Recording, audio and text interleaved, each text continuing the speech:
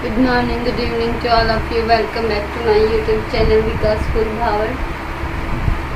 प्यारे बच्चों, आज मैं आपको 6th क्लास की जो हम बुक पढ़ रहे हैं सामाजिक एवं राजनीतिक जीवन, उसके मैं आपको लॉन्ग क्वेश्चन आंसर करवा रही हूँ।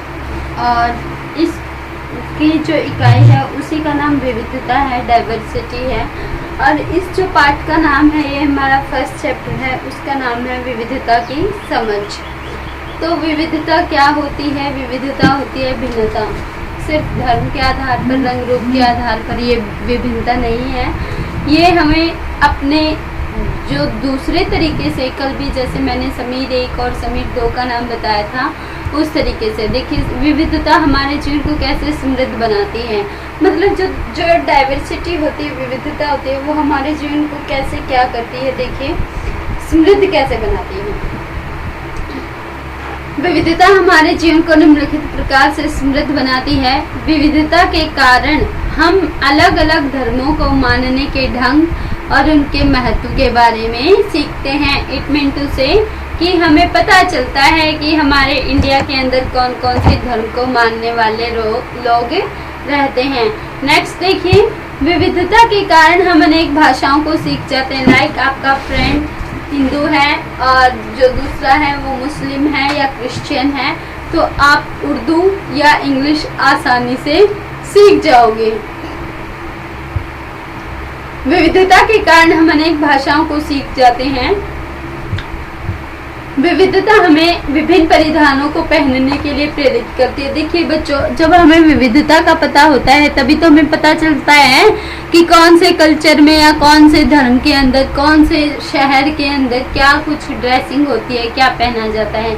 जैसे अगर हम बात करें हमारे अपने स्टेट हरियाणा की, तो हमारे यहाँ पर बहुत सारी ऐसी चीज़ें हैं जो हमें नॉर्मली मिलती है, लेकिन जैसे ही आप राजस्थान की तरफ विजिट करोगे, टर्न आउट होगे, उस तरफ आपको लहंगा चोली लेडीज दिखेंगी और जो पुरुष होंगे वो धोती कुर्ता पहने हुए दिखेंगे।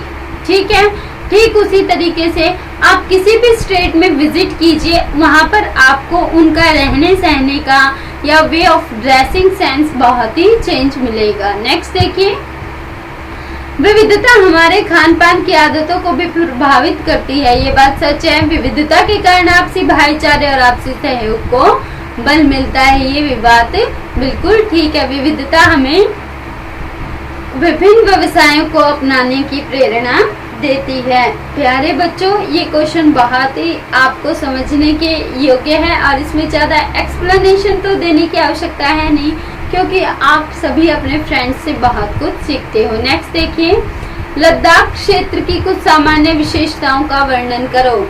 ठीक है, जो लद्दाख क्षेत्र है अभी ये हमारा केंद्र शासित प्रदेश बन चुका है बच्चों। ठीक है, अब देखिए लद्दाख क्षेत्र की कुछ सामान्य विशेषताएं निम्न प्रकार से हैं। यह जम्मू कश्मीर के पूर्वी हिस्से में पहाड़ियों में बसा एक रेगिस्तानी इलाका है, बट अब चेंज हो चुका है। यह हमारा एक केंद्र शासित प्रदेश है। जो जम्मू कश्मीर भी केंद्र शासित, तो टोटल हमारे पास 9 यूनियन टेरिटरी हो चुके हैं, 9 केंद्र शासित प्रदेश हो चुके हैं, जिसमें पहले 7 थे, जिसमें अब जम्मू कश्मीर और लद्दाख को और ऐड करके हमारे 9 केंद्र शासित प्रदेश हो चुके हैं। आप सभी को आंसर में बताना है मुझे कि हमारे जो राज्य हैं उनकी संख्या कितनी है। नेक्स्ट देखिए, इस इलाके में बारिश बिल्कुल भी नहीं होती और ये काफी लंबे समय तक बर्फ से ढका रहता है। इट मीन टू से यहाँ पर बारिश का तो नामो निशान नहीं होता, लेकिन ठंड बहुत ज्यादा होती है। यहाँ के लोगों का मुख्य व्यवसाय भेड़ पालन है। मतलब यहाँ के लोग मोस्टली क्या पालते हैं? भेड़ पालते हैं। यहाँ के लोग दूध से बने पदार्थ, मक्खन, पनीर एवं मांस खाते हैं। यहाँ के लोगों का मुख्य धर्म बौद्ध धर्म है, लेकिन यहाँ पर मुसलमान लोग भी काफी संख्या में रहते हैं। तिब्बत का केसर सागा यहाँ पर बहुत प्रचलित है। इसका मतलब जो तिब्बत का धार्मिक ग्रंथ है या केसर सागा ग्रंथ कहाँ का है? तिब्बत का। फेमस कहाँ पर है भाई? लद्दाख, जो कि हमारे इंडिया में है। नेक्स्ट देखिए, केरल की कुछ सामान्य विशेषताओं का वर्णन करें। केरल की कुछ सामान्य विशेषताएं। अब केरल दक्षिण पश्चिमी कोने में बसा हुआ राज्य है।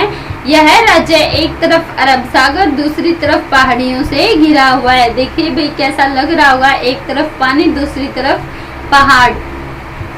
केरल में मसालों का उत्पादन बहुत अधिक होता है। यहाँ पर काले मिर्च, लौंग, इलायची का उत्पादन बहुत उत्पादन होता है। केरल के लोग विभिन्न धर्मों का पालन करते हैं, जिनमें यहूदी, इस्लाम, हिंदू, ईसाई एवं बौद्ध धर्म शामिल हैं। केरल की उपजाऊ जमीन और जलवायु चावल की खेती के लिए बहुत ही उपयुक्त होती है। तो मुझे आप ये भी बताइएगा कि सबसे ज्यादा चावल की खेती कहाँ की जाती है। ओके, देखिए नेक्स्ट क्वेश्चन की तरफ। तो बच्चों आज के वीडियो में अब इसमें नेक्स्ट क्वेश्चन है नहीं, ये हमारा चैप्टर कंप्लीट हुआ। आई होप आपको ये समझ में आ गया होगा, और अगर आपके कोई डाउट्स हैं you can easily ask to us by multimedia mode. Okay, you can use your WhatsApp message, you can use your textual message and all. So thank you, take care, bye bye, be happy.